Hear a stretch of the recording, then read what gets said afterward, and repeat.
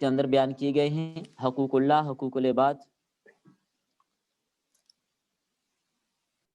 پچھلی صورت میں اس کا تذکرہ تھا، اس صورت میں بھی اس کا ذکر کیا گیا۔ عیسائی اور ہندو عورت کو وراثت کا حقدار نہیں مانتے تھے، برخلاف اس کے کہ اسلام نے عورت کو وراثت میں حصہ دیا۔ وراثت کے بہت سارے احکامات اس صورت میں بیان کیے گئے ہیں۔ سورۃ البقرہ میں یہ بات گزر چکی ہے کہ مومن مرد یا عورت کا نکاح مشرک عورت یا مرد کے ساتھ جائز نہیں ہے۔ اب اس صورت میں ان تمام رشتوں کی تفصیل بیان کی جا رہی ہے جن کے ساتھ نکاح جائز نہیں، اور رشتہ داروں کے حقوق کو تفصیلاً بیان کیا گیا۔ والدین، بہن بھائی، اولاد، یتیموں، مسکینوں، مسافروں، پڑوسیوں کے حقوق۔ یتیموں کے حقوق پر زیادہ زور دیا گیا ہے۔ اس صورت میں معاشرتی احکامات بھی تفصیلاً مذکور ہیں، عائلی قوانین موجود ہیں، اجتماعی احکامات، احکام سلطانیہ، حکومت، رعیت سے متعلق احکامات بھی موجود ہیں۔ اجتماعی احکامات کے سلسلے میں جہاد کا تذکرہ بھی اس میں موجود ہے، اور مسلمانوں کے مخالف 3 گروہ یہود، نصارہ، مشرکین، ان کے ساتھ بیس تمہیز کا ذکر بھی موجود ہے۔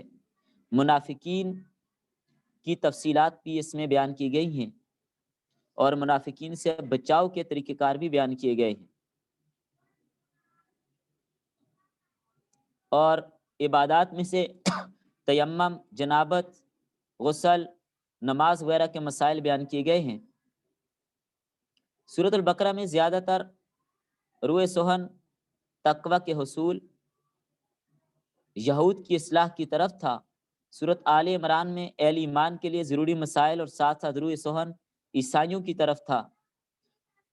بیچ میں البتہ ضمناً یہودیوں کا تذکرہ بھی رہا، اور اب اس صورت میں اہل عرب کی اصلاح کا پہلو زیادہ واضح کیا گیا ہے۔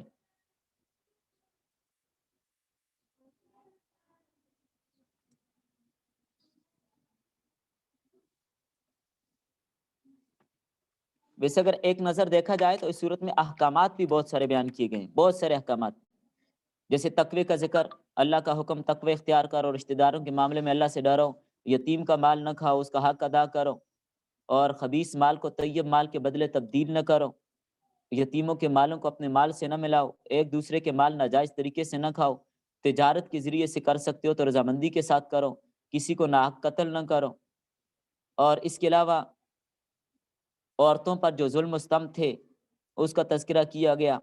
عورتوں سے اگر نافرمانی کا خوف ہو تو ان کے ساتھ کیا ترتیب رکھنی ہے، پہلے نصیحت کرنی ہے، بستر الگ کرنا ہے، انہیں مارنا ہے یا نہیں، ان کے خلاف راستہ اور تلاش نہ کرو۔ پھر خاندان، دونوں کے خاندانوں میں سے ایک فیصل مقرر کر لو، تب بھی اگر کوئی صورت نہیں نکلتی تو پھر طلاق والی راہ ہے۔ اللہ کی عبادت کا حکم، شرک سے منع کیا گیا، والدین کے ساتھ احسان، رشتہ داروں سے سلوک، مسکینوں سے سلوک، یتیموں سے سلوک، پڑوسی سے سلوک، ام مجلس سے سلوک، مسافر سے، غلام سے، قتل خطا، قتل عمد، نماز قصر، ہجرت کے مسائل، اور نماز خوف کا طریقہ، جہاد کے لیے تیاری، ذکر کی کثرت، نماز میں وقت کی پابندی، گواہی میں انصاف، کفار کی دوستی سے منع کرنا، یہ بے شمار احکامات اس صورت میں بیان کیے گئے ہیں۔ خلاصہ سمجھیں کہ آپ نے ساری صورت کا اپنے پاس نوٹ کر لیا۔ یہ ہو گیا ساری صورت کا خلاصہ۔ ابھی آ جائیے اپنے سبق میں۔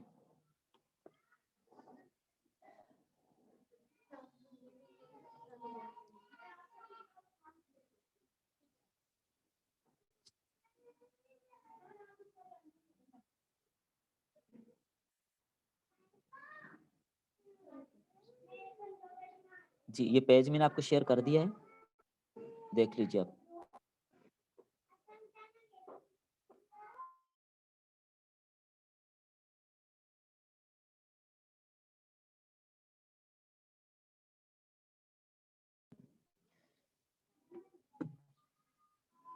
بسم اللہ الرحمن الرحیم، یا ایہا الناس، اے لوگو یعنی اے اہل مکہ، اتقوا ربکم، ڈرو اپنے رب سے، ای عقابہ، اس کے عذاب سے ڈرو، اس کے عذاب سے ڈرو، بان تطیعوہ، اس کی اطاعت اور فرمانبرداری کرو، الذی خلقکم من نفس واحدہ، جس نے تمہیں پیدا کیا ایک نفس سے یعنی آدمہ سے، حضرت آدم علیہ السلام سے، وخلق منہا زوجہا، اور پیدا کیا اسی نفس سے اس کی بیوی کو، حوا، بالمد، مد کے ساتھ اس کو پڑھا جائے گا حوا، من ضلع من اضلاعہ الیسرا، ان کی بائیں پسلی سے۔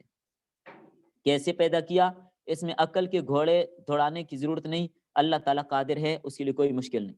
کوئی کہے کیسے پیدا کیا؟ پسلی سے، آپ کہیں جیسے مٹی سے آدم کو پیدا کیا تو پسلی سے ہوا کو پیدا کیا، تمہیں کیا اعتراض ہے؟ وبسا ای فرقا و نشرا، اور پھیلا دیے، منتشر کر دیے، پھیلا دیے، منہما، ان دونوں میں سے، من آدم و حوا، حضرت آدم اور حوا سے، رجالا کثیرا و نساء، بہت سارے مرد اور بہت ساری عورتیں، کثیرتن، واتقوا اللہ، اللہ تعالیٰ سے ڈرو، الذی تساءلون، الذی تساءلون، جس سے تم سوال کرتے ہو، جس کے ذریعے سے، جس کے واسطے سے تم سوال کرتے ہو، یا الذی، وہ، تساءلون بہ، کہ تم سوال کرتے ہو اس کے نام پر، والارحام، اور قرابت داری سے، ان اللہ کان، ہے اللہ تعالیٰ، علیکم رقیبا، تمہارے اوپر نگہبان۔ سوال کیسے کرتے ہیں؟ فرماتے ہیں فی ادغام الطاء فی الاصل فی السین، یہاں پر سین کے اندر تا کے ادغام کیا گیا ہے، وفی قراءۃ بالتخفیف، اور ایک قراءت میں تخفیف کے ساتھ ہے، بحذفہا، حذف کے ساتھ، جیسے یہاں پر ہے ای تساءلون بہ، فیما بینکم حیث یقول بعضکم لبعض، یعنی کیسے سوال کرتے ہو، بعض بات سے کہتے ہیں اسألک باللہ، میں تجھے اللہ کا واسطہ دے کے سوال کرتا ہوں، مجھے یہ چیز دے دے، کیوں کہتے ہیں؟ یا انشدک باللہ، انشد قسم، میں تجھے اللہ کی قسم دیتا ہوں میرے ساتھ یہ معاملہ کر لے، تو یہ مطلب ہے واتقوا اللہ الذی تساءلون بہ میں۔ اور ارحام، رشتہ داروں کے بارے میں اتقوا، رشتہ داروں کے حقوق کے بارے میں اللہ سے ڈرو۔ رشتہ داروں کے بارے میں ڈرنے سے کیا مراد ہے؟ رشتہ داروں کے بارے میں ڈرنے سے کیا مراد ہے؟ قرابت داری سے ڈرنے سے کیا مراد ہے؟ ان تقطعوها، وفی قراءۃ بالجر عطفا علی الضمیر، اس صورت میں بہی کی ضمیر پر عطف ہے، وکانوا یتناشدون بالرحم، کہ صلہ رحمی کا واسطہ تم ایک دوسرے کو دیتے ہو، یعنی کسی کے ساتھ کوئی معاملہ تو کہتے ہیں بھائی آپ میرے فلاں رشتہ دار کے بیٹے ہیں، آپ میری بات سن لیں، یا کسی کے ساتھ بھی کہ اپنے والدین کی طرف دیکھتے ہوئے یہ کام کر لیں، تو اس طرح بھی ایک دوسرے سے لوگ سوال کرتے ہیں، بات کرتے ہیں۔ تو رشتہ داروں کے حقوق کی طرف یہاں پر اشارہ کیا گیا ہے، ان اللہ کان علیکم رقیبا، بے شک اللہ تعالیٰ تمہارے اوپر رقیب ہے، نگہبان ہے، حافظا لأعمالکم، تمہارے اعمال کا محافظ ہے، فیجازیکم بہا، وہ اس کا تمہیں بدلہ دے گا، ای لم یزل متصفا بذالک ونزل، یہ آگے لگ رہا ہے، ای لم یزل متصفا بذالک، کہ اللہ تعالیٰ کی یہ صفت ہمیشہ اس کے ساتھ ہے، یہ نہیں کہ آج نگران ہے کل نہیں ہوگا، نہیں، وہ ہمیشہ نگران ہے۔ دنیا والوں پر قیاس مت کیجئے کہ آج اگر کسی کے پاس کوئی عہد ہے تو کل نہیں ہے، اللہ تعالیٰ کے ساتھ ایسا نہیں، وہ ہمیشہ نگران ہے، وہ ہمیشہ مالک ہے، وہ ہمیشہ بادشاہ ہے، وہ ہمیشہ رازق ہے، وہ ہمیشہ خالق ہے، وہ ازلی ابدی ذاتی صفات کا حامل ہے۔ دنیا والوں کی صفات تو ایسی نہیں ہوتی، دنیا میں تو آج کا صدر کل کا ملک بدر ہوتا ہے، آج جو تخت پہ ہے وہ کل تختے پہ ہوتے ہیں، اور آج کا ہیرو لوگوں نے زیرو بھی دیکھا، تو اس لیے اللہ تعالیٰ کو لوگوں پر قیاس مت کیجئے، وہ ہمیشہ ان صفات کے ساتھ متصف ہے۔ ونزل، یہ آگے والی جو آیت ہے، پھر یتیم کے بارے میں نازل ہوئی، طلب من ولیہ مالہ فمنعہ، کہ جب اس نے ولی سے مال کو طلب کیا تو اس نے انکار کر دیا، فرمایا وآتوا الیتامی، اور دو یتیموں کو، وآتوا الیتامی، اور دو یتیموں کو، اموالہم، ان کے مال، یتیموں کو ان کے مال دے دو، ولا تتبدلوا، اور نہ تبدیل کرو، الحبیث، ردی مال کو، بالطیب، عمدہ مال کے ساتھ، سمجھے بات کو، یتیموں کو ان کے مال دو، یتیم کون ہے؟ الصغار الاولی لا اب لہم، وہ نابالغ چھوٹے بچے جن کا والد نہ ہو، باپ فوت ہو جائے، اس کو یتیم کہتے ہیں۔ جب بالغ ہو گیا اب یتیم نہیں رہا، یتیم کا اطلاق کب تک ہوگا؟ جب تک نابالغ ہے۔ عوام میں ایک بات مشہور ہے کہتے نہیں جس کا باپ فوت ہو جائے اس کو یتیم کہتے ہیں، جس کی ماں فوت ہو جائے اس کو مسکین کہتے ہیں. ٹھیک ہے، باپ فوت ہو جائے یتیم کہتے ہیں، لیکن جس کی ماں فوت ہو جائے اس کے لیے شریعت نے کوئی اصلاح متعین نہیں کی ہے. مسکین تو وہ ہوتا ہے کہ جو کچھ کماتا ہے لیکن بقدر نصاب اس کے پاس نہیں ہے، ضروریات پوری نہیں ہوتی، زکوٰۃ اس پر فرض نہیں ہوتی، وہ مسکین ہوتا ہے. یا بعض نے مسکین کی تعریف یہ بھی کی ہے کہ جس کے پاس بالکل کچھ نہ ہو اس کو مسکین کہتے ہیں. تو یہ عوام میں جو بات مشہور ہے کہ جس کی ماں فوت ہو جائے اس کو مسکین کہتے ہیں، یہ غلط. فرمایا یتیموں کو ان کے مال دے دو، کب؟ اذا بلغوا، جب وہ بالغ ہو جائیں. ولا تتبدل الخبیث الحرام، حرام کو نہ بدلو بالطیب، حلال کے ساتھ. یا اس کا ایک مطلب یہ بھی ہے تأخذوه بدلہ کما تفعلون من احد الجید من مال الیتیم، کہ تمہارے پاس جو ردی مال ہے وہ یتیم کے کھاتے میں ڈال لو اور اچھا مال خود لے لو، اس کی بھی اجازت نہیں. وجعل الردی من مالکم مکانہ، اور ردی مال اس کی جگہ رکھ لو اور اس کو عمدہ مال لے لو. جیسے بعض لوگوں میں یہ ہوتا ہے، مثلا کسی کے پاس یتیم کی کفالت ہے، وہ چھوٹا بچہ ہے، نہ سمجھ ہے، اس کو تو پتہ نہیں ہے.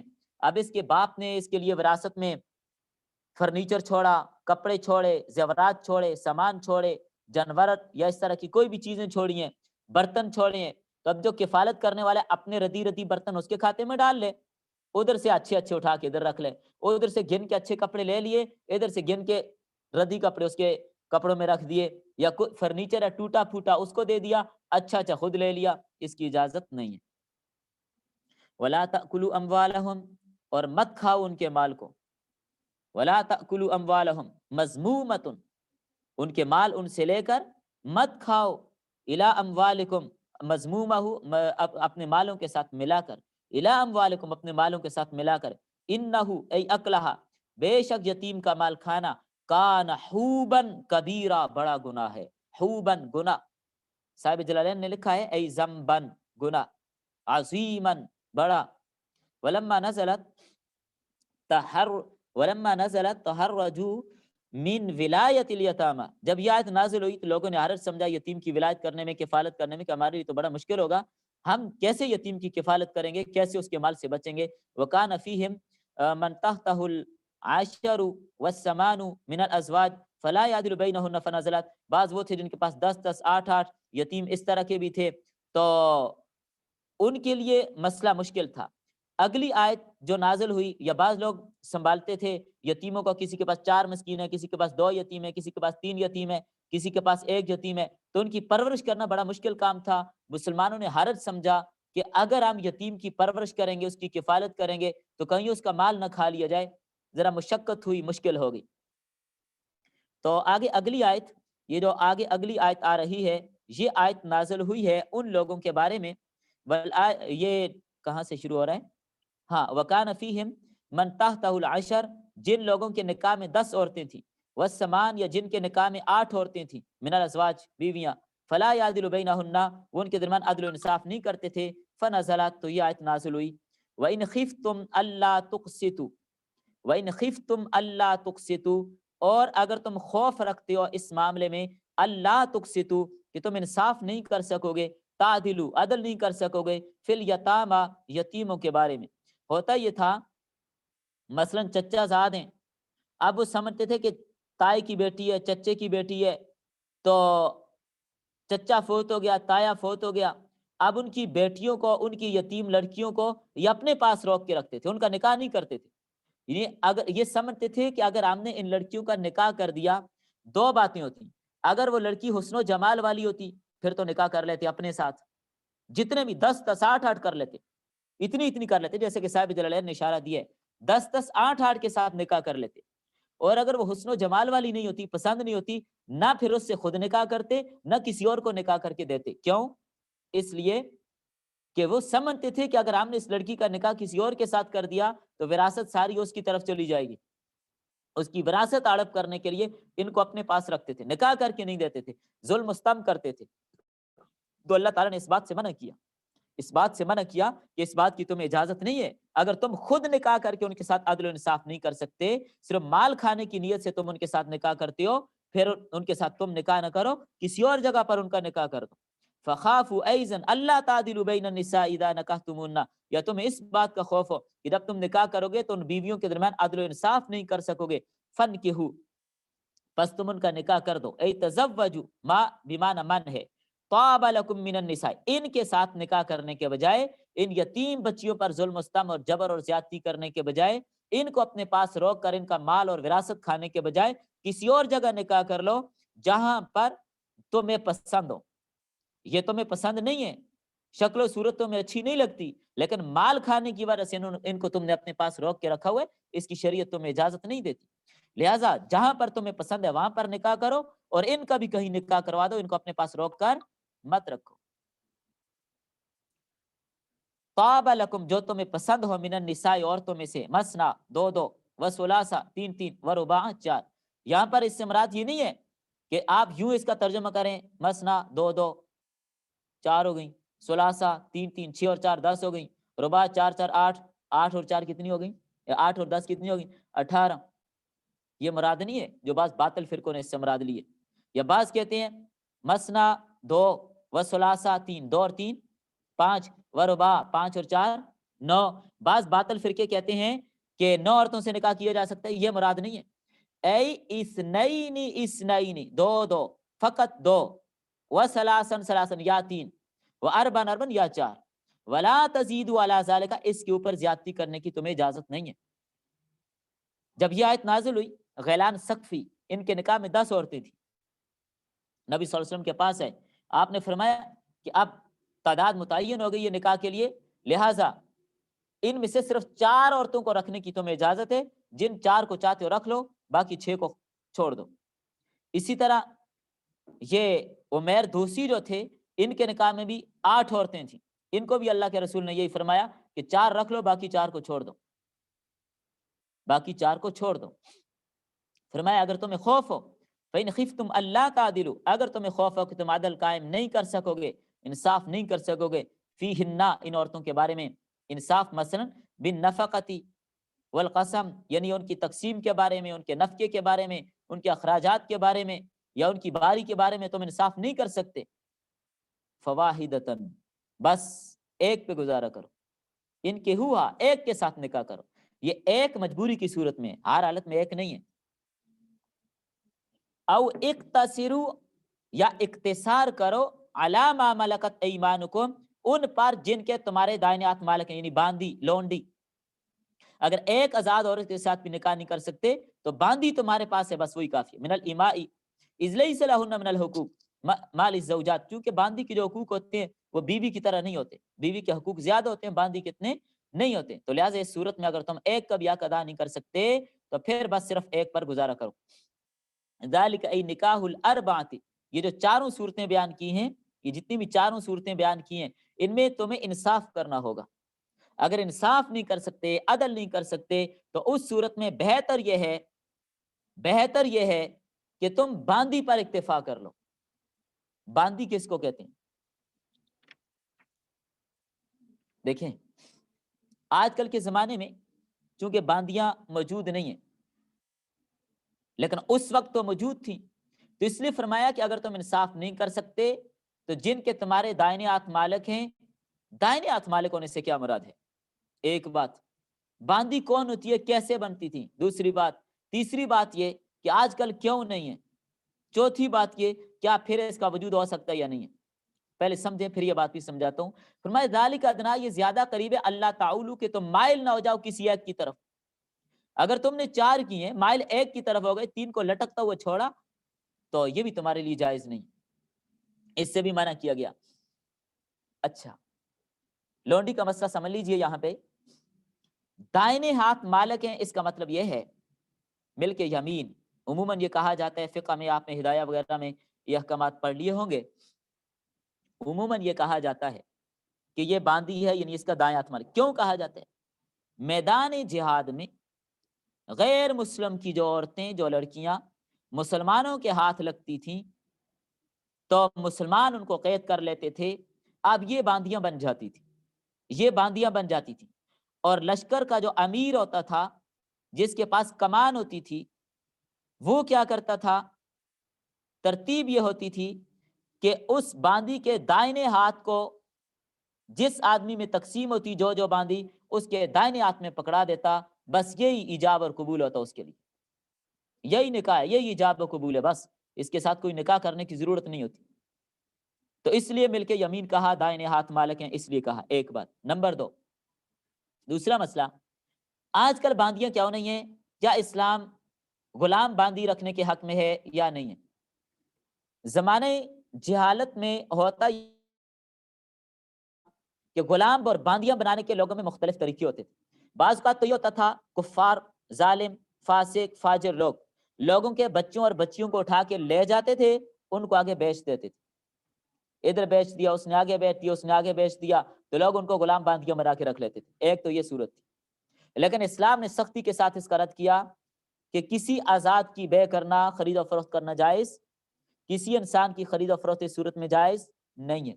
نمبر 2، دوسرا طریقہ یہ ہوتا تھا کہ بعض غریب لوگ اپنے بچوں کو خود امیروں کو دے دیتے، یہ تمہارے ہو گئے، یا خود بہت اپنے آپ کو پیش کر لیتے کہ ہم آپ کے غلام ہیں. لڑکیاں پیش کرتی ہیں ہم آپ کی باندیاں ہیں، ہمیں اپنے پاس رکھیں، جیسے چاہیں استعمال کریں، بس ہمیں کھانا دیتے رہیں. ایک صورت یہ ہوتی تھی، اسلام نے اس کی بھی سختی کے ساتھ تردید کی. اور ایک صورت یہ ہوتی تھی کہ میدان جنگ میں فریق مخالف کے جو مرد یا عورتیں قابو آ جاتے، ان کو قید کیا جاتا، تو مردوں کو غلام اور عورتوں کو باندیاں بنایا جاتا. ایک صورت یہ تھی. اسلام نے اس تیسری صورت کو باقی رکھا. باقی اس کے علاوہ زمانے جاہلیت میں اور بھی بہت طریقے رائج تھے غلام باندیاں بنانے کے، لیکن باقی صورتوں کو اسلام نے رائج نہیں رکھا. اور یاد رکھیے، اسلام غلام باندیاں بنانے کے حق میں بھی نہیں ہے. اسلام نے ہر معاملے میں غلام آزاد کرنے کی، باندیاں آزاد کرنے کی ترغیب دی ہے. کفارہ قسم ہو، کفارہ یمین ہو، کفارہ اظہار ہو، غلام باندیاں آزاد کرنے کی ترغیب دی کہ نہیں؟ صحابہ نے کتنے کتنے غلام خرید کے آزاد کیے، ازواج مطہرات نے کتنے کتنے غلام خرید کے آزاد کیے. تو معلوم ہوا اسلام اس کے حق میں نہیں ہے کہ کسی کو اپنی غلامی میں رکھ کر اس پر جبرستم کیا رہے. لیکن میدان جنگ سے اگر کوئی قیدی آپ کو میسر ہو جاتا ہے، اس کو غلام اور باندی بنایا جا سکتا ہے. لیکن آج کل میدان جنگ میں اگر کفار کے ساتھ جہاد ہو جائے، کفار کی عورتیں اگر مسلمانوں کے ہاتھ لگ جائیں، کفار کے مرد لڑکے مسلمانوں کے ہاتھ لگ جائیں، کیا ان کو غلام اور باندیاں بنا سکتے ہیں یا نہیں بنا سکتے؟ تو جواب یہ ہے نہیں بنا سکتے آج کل. کیوں؟ اچھا، آپ میں سے کون بتائے گا کیوں نہیں بنا سکتے؟ شیعہ یہی کہتے ہیں. دیکھیں، بہت عرصہ پہلے اقوام متحدہ کا یہ معاہدہ ہو چکا ہے، یہ فیصلہ ہو چکا ہے کہ کہیں پر بھی اگر جنگ ہوگی تو ایک فریق دوسرے فریق کے مردوں یا عورتوں کو غلام باندیاں نہیں بنائے گا. اور مسئلہ یہ ہے، اگر کفار کے ساتھ کسی بات پر معاہدہ ہو جائے تو جب تک وہ معاہدہ کفار کی طرف سے نہ توڑا جائے، مسلمانوں کو اس کی اجازت نہیں کہ اس معاہدے کو توڑیں. تو اس لیے ہمیں اس معاہدے کو توڑنے کی اجازت نہیں ہے. ہاں، کسی وقت اگر بالفرض کفار اس معاہدے کو توڑ دیتے ہیں، پھر غلام باندیاں بن سکتی ہیں جو کفار اور غیر مسلموں کی جو عورتیں میدان جنگ سے مسلمان مجاہدین کے ہاتھ لگ جائیں، ان کو غلام باندیاں بنایا جا سکتا ہے. لیکن جب تک وہ معاہدے پر قائم ہے، کسی مسلمان کو اس بات کی اجازت نہیں کہ اس معاہدے کو توڑے. یہاں پر ایک اور مسئلہ ساتھ ساتھ ضمناً آپ لوگ سمجھتے چلیں کہ اسلام نے تعدد نکاح کی اجازت کیوں دی. یہ تو ایک الگ موضوع ہے. ایک بات تو آپ یہ سمجھیں، تعدد نکاح کی اجازت اسلام نے اس لیے دی ہے کہ اسلام میں ہر ایک کے حقوق کا خیال رکھا گیا ہے. اور آپ کے علم میں ہے کہ عورتوں کی تعداد مردوں کی بنسبت کیا ہے؟ زیادہ ہے. اب اگر اسلام زیادہ بیویوں کی اجازت نہ دیتا تو باقی عورتوں کا سہارا کون بنتا؟ کیونکہ عورتوں کی تعداد دنیا میں زیادہ ہے. عورتیں ویسے جنت میں بھی زیادہ ہوں گی، جہنم میں بھی زیادہ ہوں گی، بازار جائیں وہاں زیادہ ہوتی ہیں. عورتوں کی تعداد زیادہ ہے. تو جب عورتوں کی تعداد زیادہ ہے تو اسی لیے اسلام نے اس بات کی ترغیب دی ہے کہ ایک مرد کو 4 عورتوں کے ساتھ نکاح کرنے کی اجازت ہے. 4 عورتوں کے ساتھ نکاح کرنے کی اجازت ہے. اگر بالفرض اسلام کے لیے ایک ہی عورت کے ساتھ نکاح کر سکتے ہیں تو باقی جو عورتیں ان کا سہارا کون بنتا؟ بیوہ، مطلقہ، غریب لوگوں کی بچیاں جو ساری زندگی 30 35 سال ان کو گھر میں بیٹھے ہو جاتے ہیں، ان کا سہارا کون بنتا؟ تو اس لیے اسلام نے اس بات کی اجازت دی ہے کہ ایسی عورتوں کا سہارا بننے کے لیے زیادہ عورتوں کے ساتھ شادی کی جائے، اور اس کی تعداد کتنی ہے؟ 4 سے آگے جانے کی اجازت نہیں ہے۔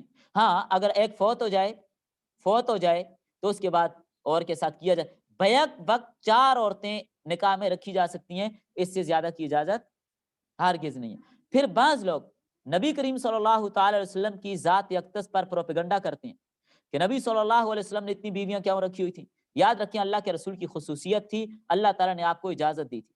لیکن جو ملحدین، یہود، ہنود، سازشی طبقہ، پروپیگنڈے باز جو نبی صلی اللہ علیہ وسلم پر اس طرح کا تبرہ کرتے ہیں، آپ صلی اللہ علیہ وسلم کے خلاف اس طرح کا پروپیگنڈا کرتے ہیں، معاذ اللہ ثم معاذ اللہ، کہ مسلمانوں کے نبی عیاش اتنی عورتیں انہوں نے رکھی ہوئی تھیں، وہ قطعاً صریحاً جھوٹ بولتے ہیں۔ یہ ان کا پروپیگنڈا ہے۔ میں آپ سے سوال کرتا ہوں، نبی صلی اللہ علیہ وسلم نے اپنی ساری جوانی کس کے ساتھ گزاری؟ بوڑھی عورت کے ساتھ گزاری کہ نہیں گزاری؟ جو اپنی سے 15 سال بڑی ہیں۔ 25 سال سے لے کر 50 سال تک کی عمر آپ نے کس کے ساتھ گزاری ہے؟ بوڑھی عورت کے ساتھ۔ تو غیر مسلموں کا، انگریزوں کا، یہودیوں کا، ہندوؤں کا یہ پروپیگنڈا کیسے مان لیا جائے؟ 50 سال کی عمر کے بعد آپ نے دوسری شادیاں کی ہیں، وہ بھی کیوں کی ہیں؟ اس میں بے شمار حکمتیں ہیں۔ یہ ایک الگ سے ایک مستقل اس پر ایک مضمون ہے، مستقل اس پر بحث ہے، اس کے لیے بھی وقت نہیں، صرف میں نے آپ کو خلاصہ اور نچوڑ بتا دیا۔ اب دیکھیں، شریعت اسلامیہ متوسط ہے، افراط تفریط اس میں نہیں ہے۔ اب عیسائی راہبوں کو دیکھ لیجئے، ہندوؤں کے جوگیوں کو دیکھ لیجئے، کوئی کیا کر رہا ہے، کوئی کیا کر رہا ہے، جو کوئی ملنگ بنتے ہیں، کوئی کہاں لٹک کر اپنی زندگی گزارتے ہیں، کوئی جنگل میں، کوئی غاروں میں، کوئی کہاں پر۔ پادری لوگ اس بات پر وہ بھی فتویٰ دیتے ہیں، جیسے کہ ان کی کتابوں کے اندر یہ بات موجود ہے کہ تعدد ازواج بنی اسرائیل میں بھی تھا اور خدا نے اس کو منع نہیں کیا، تو اللہ کے نبی پر کیوں اعتراض کرتے ہیں؟ اور بلکہ کہتے ہیں کہ جو زیادہ عورتوں سے شادی کرے گا اللہ تعالیٰ اس کو زیادہ برکتیں دیں گے۔ یہ عیسائیوں کی کتابوں میں موجود ہے۔ حضرت ابراہیم علیہ السلام کی 2 بیویاں تھیں، حضرت سارہ اور حضرت ہاجرہ۔ حضرت اسحاق علیہ السلام کی متعدد بیویاں تھیں، حضرت موسیٰ علیہ السلام کی کئی بیویاں تھیں، سلیمان علیہ السلام کی درجنوں بیویاں تھیں، حضرت داؤد علیہ السلام کی بعض روایات میں آتا ہے انہی یہودیوں کی، عیسائیوں کی کتابوں میں یا اسرائیلیوں کی کتابوں میں 100 بیویاں تھیں۔ ان پر اعتراض کیوں نہیں کرتے؟ ہمارے نبی کی 11 بیویوں پر تمہیں اعتراض نظر آتا ہے؟ اسلام پر اعتراض کرنے تم نے، وہاں پر اعتراض کیوں نہیں کرتے؟ تو بہرحال علماء یہود، علماء نصارہ، ان کی جو مذہبی حیثیت سے تعدد ازواج پر جو اعتراض کرتے ہیں، انہیں اس اعتراض کا کوئی حق نہیں ہے۔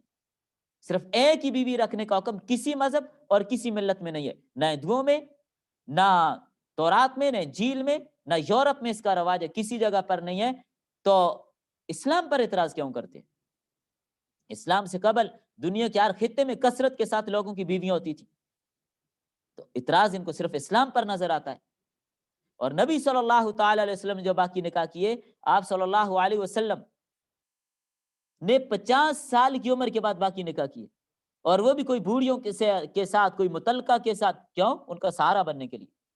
عیاشی مقصود نہیں تھی، معاذ اللہ، ان بوڑھی عورتوں کا کوئی سہارا نہیں تھا، ان متعلقہ عورتوں کو، ان بیواؤں کا کوئی سہارا نہیں تھا، اللہ کے نبی ان کا سہارا بنے۔ اللہ کے نبی ہمدردی کرنے والے تھے، ایک وجہ یہ بھی تھی، اور ایک وجہ یہ تھی کہ جس طرح نبی صلی اللہ علیہ وسلم کی باہر کی زندگی تعلیم اور تعلم میں گزرتی تھی، آپ کے گھر کی زندگی، آپ کی خانگی زندگی، گھر کے اندر رہن سہن کا طریقہ کیا ہے، یہ بیویوں نے آگے پہنچایا۔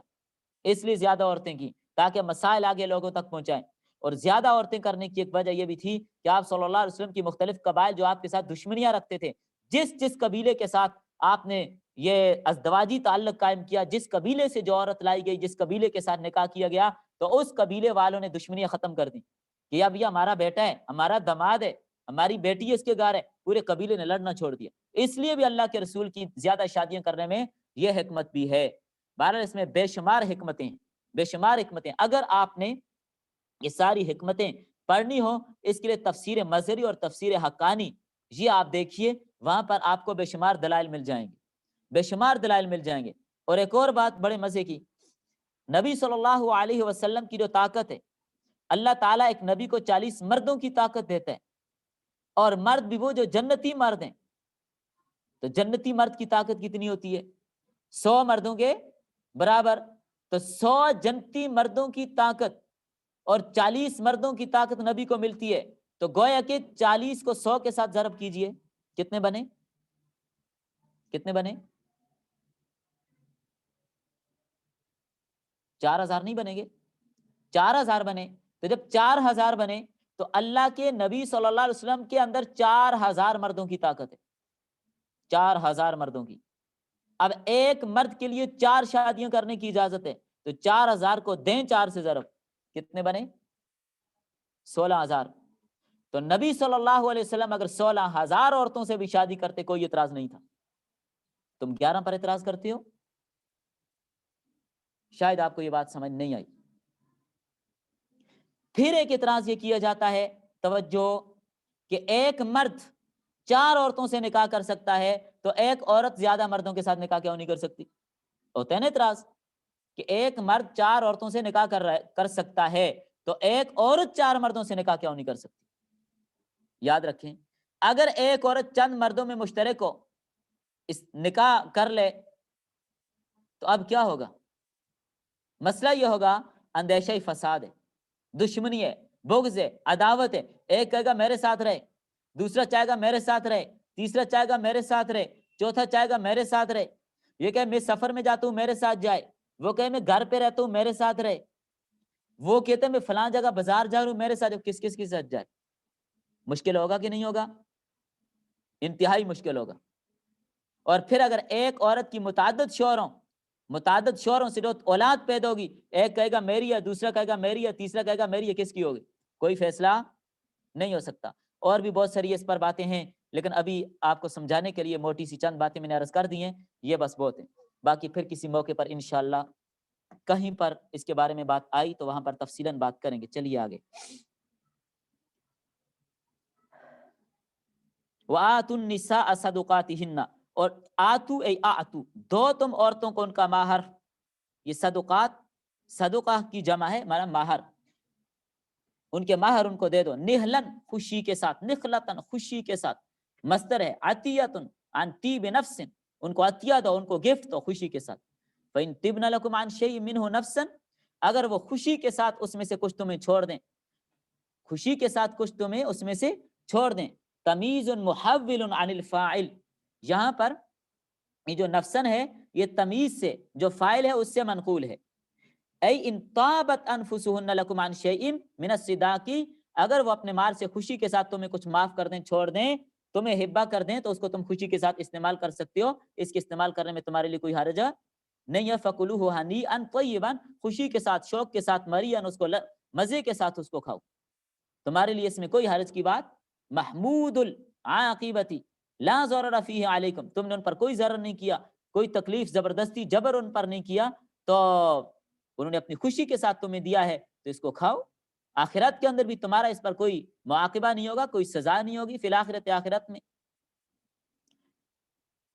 دیکھیے مہر کیا چیز ہے.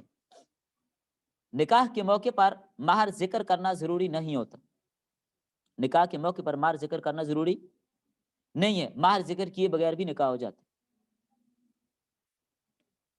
لیکن اس صورت میں یہ ہوگا اگر نکاح کے موقع پر مہر کا تذکرہ نہیں کیا گیا تو مہر مثل لازم ہوگا, یا میاں بیوی کی رضامندی سے جو طے ہو جائے وہ ہوگا. مہر کتنا ہوگا؟ کم از کم مقدار مہر کی 10 درہم, کم از کم مقدار مہر کی 10 درہم ہے, 10 درہم سے کم مہر نہیں ہو سکتا.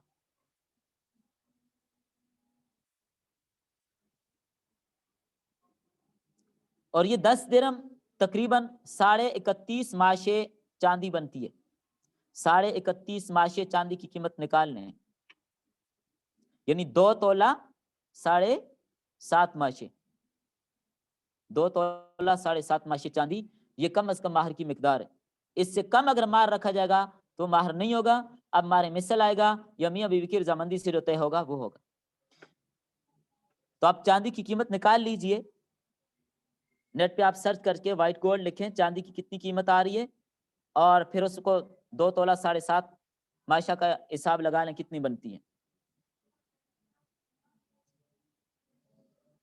کم از کم 5,000 بنتی ہوگی, کم از کم.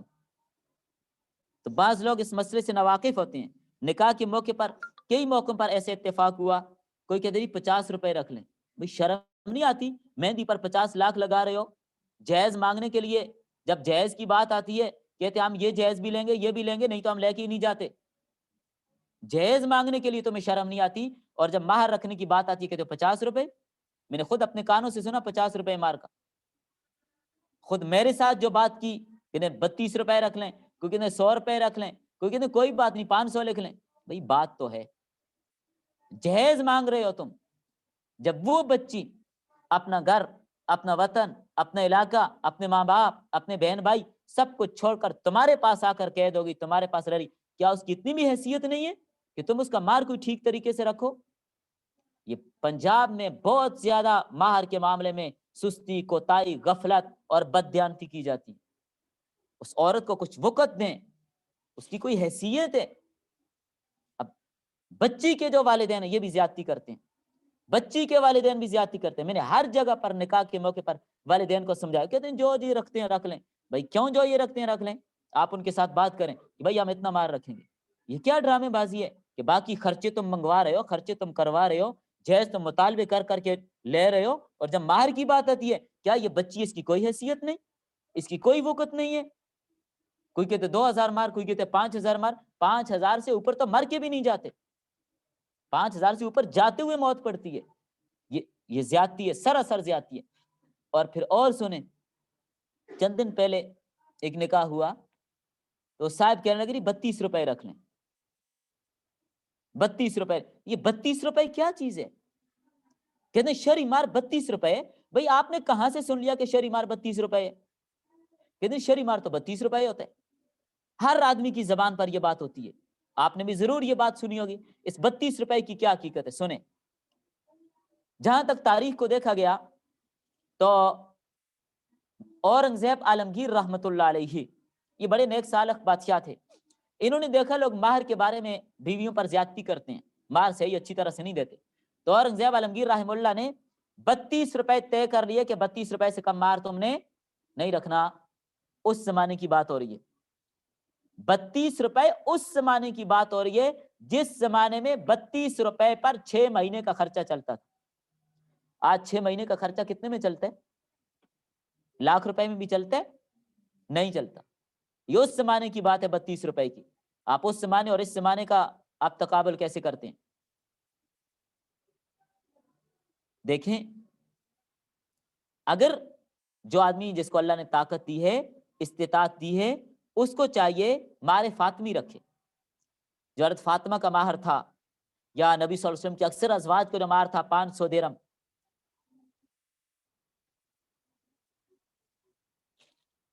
تقریباً آج کل کے اعتبار سے یہ جو 500 درہم ہے 1.5 کلو 30 گرام 900 ملی گرام چاندی بنتی ہے. 1.5 کلو 30 گرام 900 ملی گرام چاندی, بلکہ اگر مزید اس کو آسان کریں 131 تولے 3 ماشا چاندی. آپ اس کے حساب خود لگا لیجئے گا, 131 تولہ 3 ماشا چاندی آج کل 500 درہم کی یہ قیمت بنتی ہے. اس کی قیمت آپ پھر چاندی کے حساب سے نکال لیں. بہرحال مہر کے بارے میں بہت زیادہ لوگ غلط فہمیوں کا شکار ہیں. یہ غلط فہمی آپ کو خود دور کرنی ہوگی معاشرے سے, کیونکہ جو بات سیکھی جائے اس مشن پر کام کرنا چاہیے. جہاں پر بھی کوئی کوتاہی, سستی, غفلت دیکھیں اس کے حوالے سے آپ کام کریں.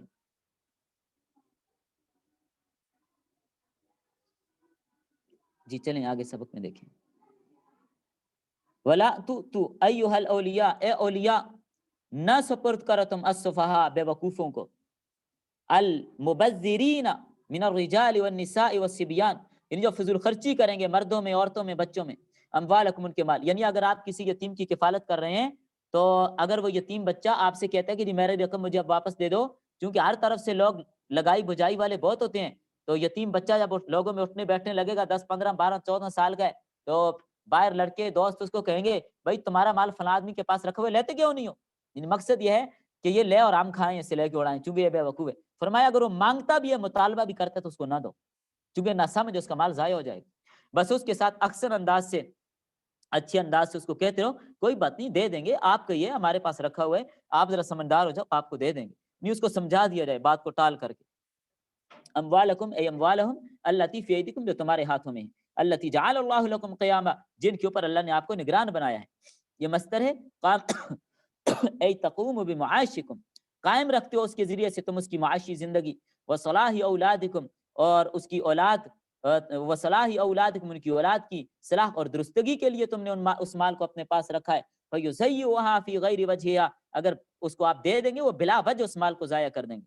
व फ़ी क़िराअतिन, और एक किरात के अंदर ये क्या है, क़ियामन है, जमउ क़ीमतिन मा तुक़व्वमु बिहिल अमतियतु, जिसकी वजह से वो दुनियावी फायदे वगैरह उठाते हैं। अगर आप उनको दे देंगे वो अपना माल ज़ाया कर देंगे, लिहाजा उनको अभी माल न दो जब तक वो समझदार न हो जाए। वर्ज़ुक़ूहुम फ़ीहा, हाँ उससे उनको खिलाते रहो, उन पर खर्च करते रहो। आतिमूहुम मिनहा, उनको उसी माल से खिलाते रहो जो उनका है, लेकिन उनको देना नहीं है। वक्सूहुम, और उनको लिबास भी पहनाते रहो दस्तूर के मुताबिक। वक़ूलू लहुम क़ौलन मारूफ़ा, और उनके साथ भले तरीके से, अच्छे तरीके से बात करो। क्या मतलब, ऐदूहुम ऐदातन जमीलतन, वादा करो उनके साथ अच्छे तरीके से। ब्यातान, कि आपके माल हम आपको दे देंगे, आप परेशान न हो, आपकी मालें।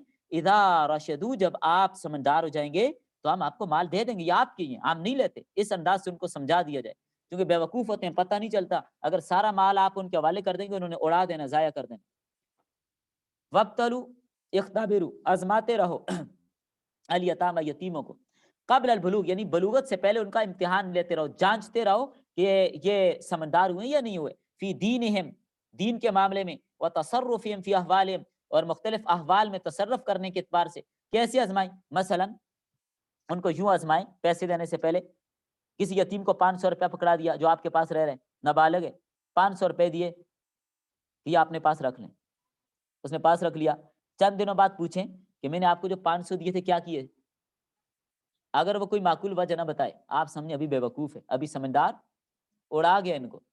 और अगर आप देखेंगे आपने जो 500 दिए थे, उस 500 की इसने कोई अपने लिए चीज खरीदी है, कोई कपड़े खरीदे, कोई जूता खरीद लिया, अपनी जरूरत की कोई चीज खरीद ली, आप समझे समझदार हो गए। ये तरीका है। या खुद उसको पैसे पकड़ाएं और उससे कहें, बेटा जाओ अपने लिए बाजार से कपड़े लेके आओ, अपने लिए जूता लेके आओ, अपने लिए चीज लेके आओ। ये भी आजमाने का एक तरीका है। अगर वो सही चीज लेके आते हैं, 500 वाली चीज ही लेके आया, फिर तो समझे समझदार हो गए। लेकिन 100 रुपए वाली चीज 500 की उठा के लाया, फिर समझे अभी समझदार नहीं हुआ।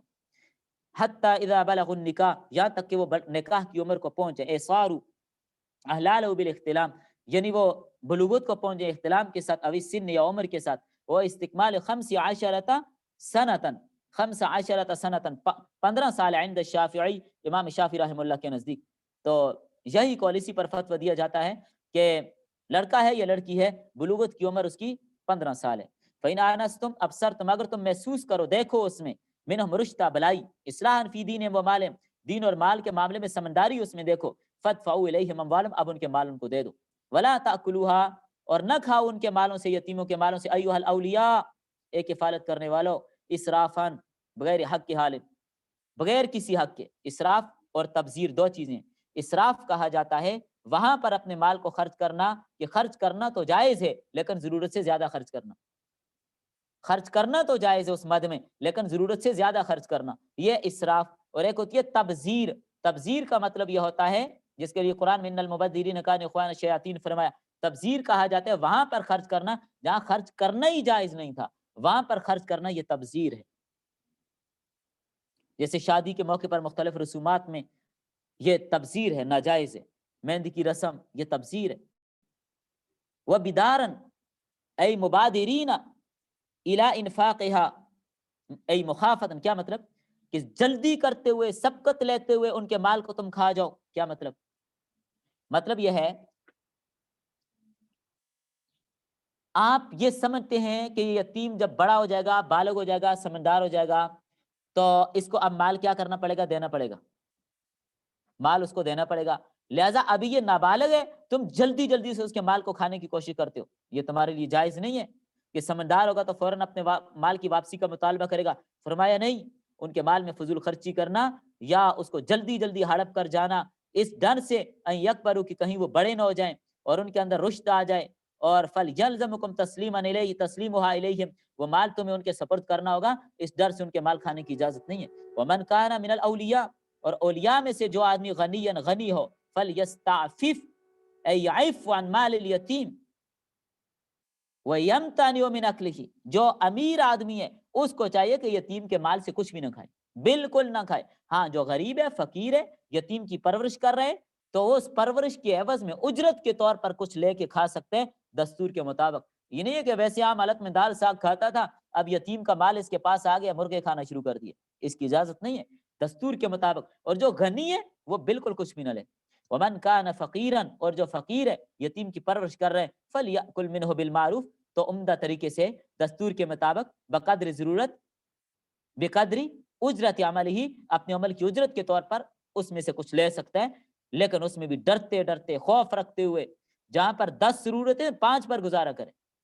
فَإِذَا دَفَعْتُمْ إِلَيْهِمْ، جب تم ان کو ان کے مال دے دو، اے الی الیتامی، یتیموں کو ان کے مال دے دو، اموالہم، فشہدوا علیہم، تو ان پر گواہ بھی قائم کر لو، تاکہ کل، چونکہ حالات زمانہ ایسا ہے کہ اگر یہ باہر جائیں گے، کوئی ان کو ورگلا دے، بری صحبت میں رہیں، دوست اس کو ورگلا دیں کہ بھائی تم اس پر مقدمہ کر دو کہ اس نے تمہارے پیسے دیے ہی نہیں، فرمایا گواہ قائم کر لو، انہم تسلموہا، کہ تم نے ان کا مال ان کو سپرد کر دیا اور تم اس سے بری ہو گئے ہو، یا لا یقع اختلاف، تاکہ کوئی اختلاف واقع نہ ہو، اگر کوئی اختلاف ہو جائے فترجعوا الی البینۃ، تاکہ گواہوں کی طرف تم رجوع کر سکو کہ ہم نے ان گواہوں کی موجودگی میں یہ پیسے دیے۔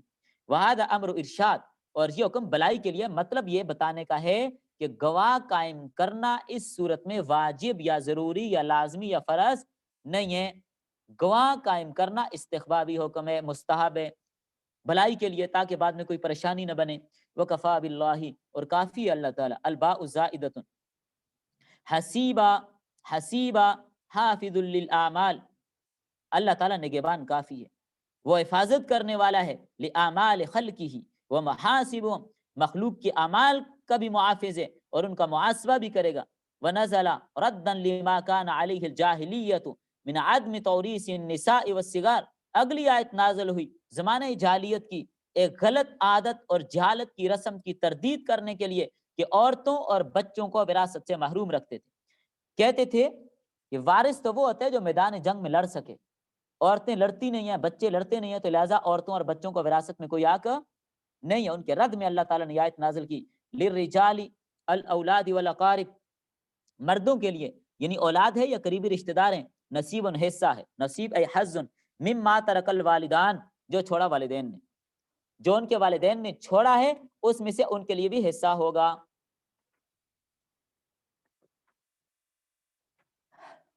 والاقربون، اور قریبی رشتہ داروں کے لیے بھی، المتوفون، یعنی جو فوت شدہ ہیں۔ یاد رکھیں، ایک مسئلہ اپنے ذہن میں رکھیے، یہیں پر ایک مسئلہ اپنے ذہن میں اچھی طرح نوٹ کر لیجئے۔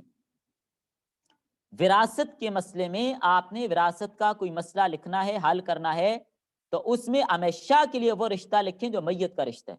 بعض لوگ غلطی کرتے ہیں وراثت کے مسئلے میں، عموماً میت کی بیوی کے بارے میں بہت زیادہ غلطی ہوتی ہے۔ میت کی بیوی کو بیوی لکھ کے نہیں لایا جاتا، والدہ لکھ کے لاتے ہیں۔ والدہ سے مراد یعنی جو میت کی اولاد ہے ان کی والدہ، یہ لکھ کے لاتے ہیں۔ لیکن مسئلہ وراثت کا مسئلہ حل کرنے والا وہ تو میت کی والدہ کا جو حصہ بنتا ہے وہ لکھے گا، تو اس لیے میت کی بیوی لکھیں۔ وراثت میں رشتہ وہ چلے گا جو میت کے ساتھ ہے، میت کی اولاد کا رشتہ نہ لکھیں، غلطی ہو جاتی ہے، اس لیے اس بات کو سمجھیے۔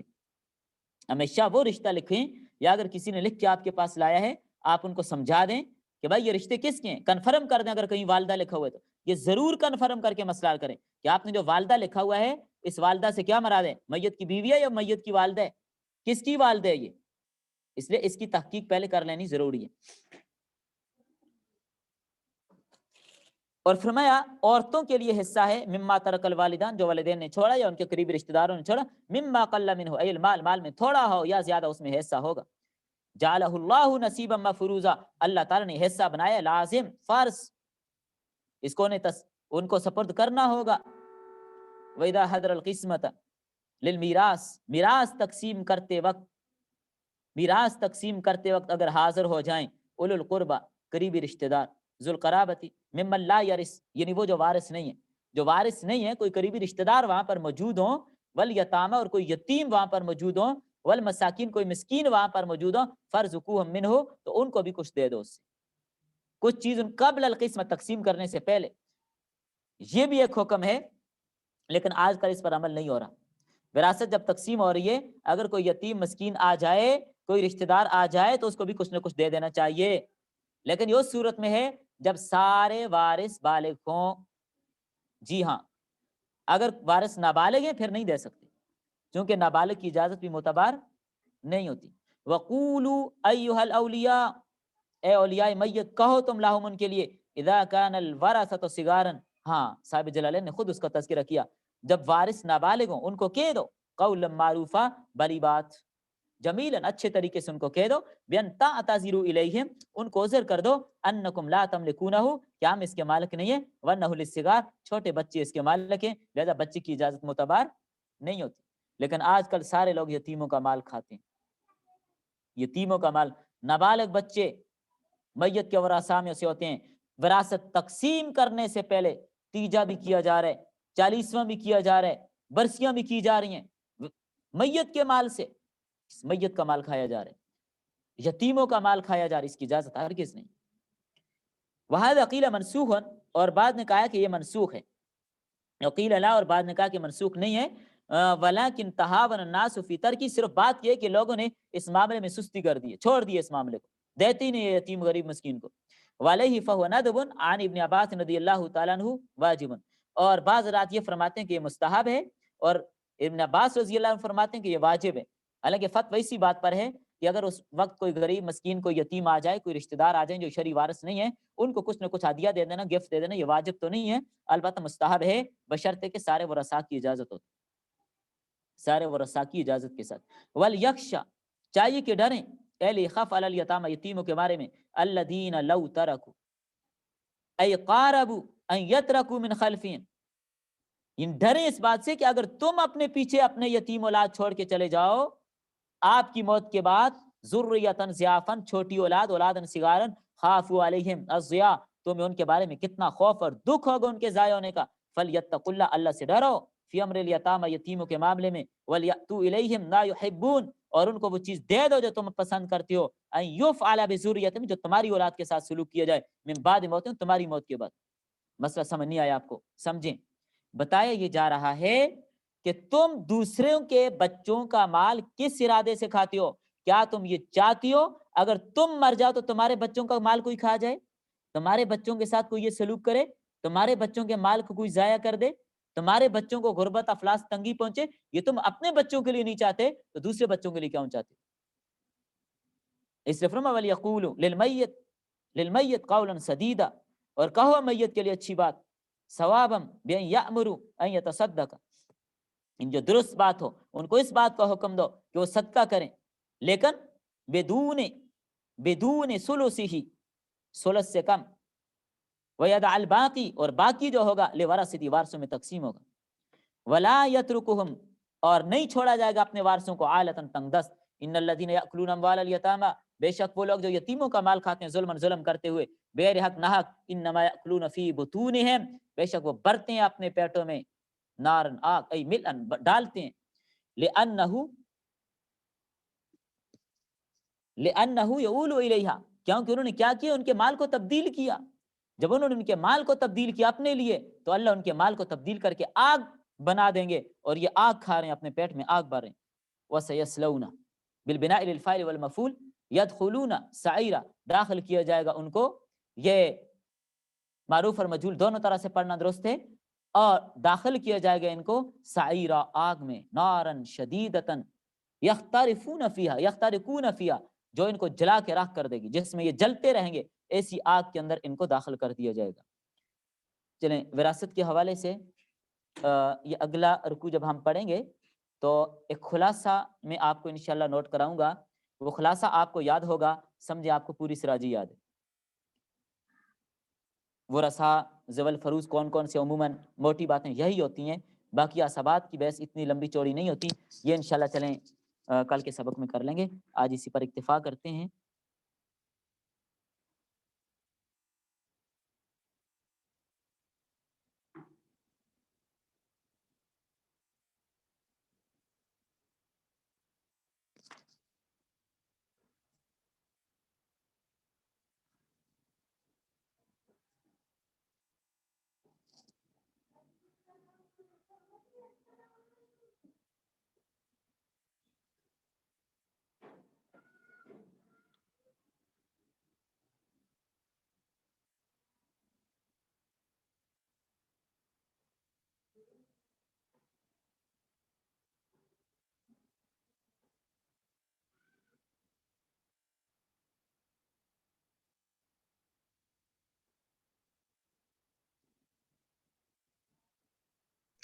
ٹھیک ہے کلاس السلام علیکم ورحمۃ اللہ. عامرہ آپ ریکارڈنگ بھی آف کرتے ہیں اور میٹنگ بھی اینڈ کر دیجیے. آپ ہوسٹ ہیں. جزاکم اللہ.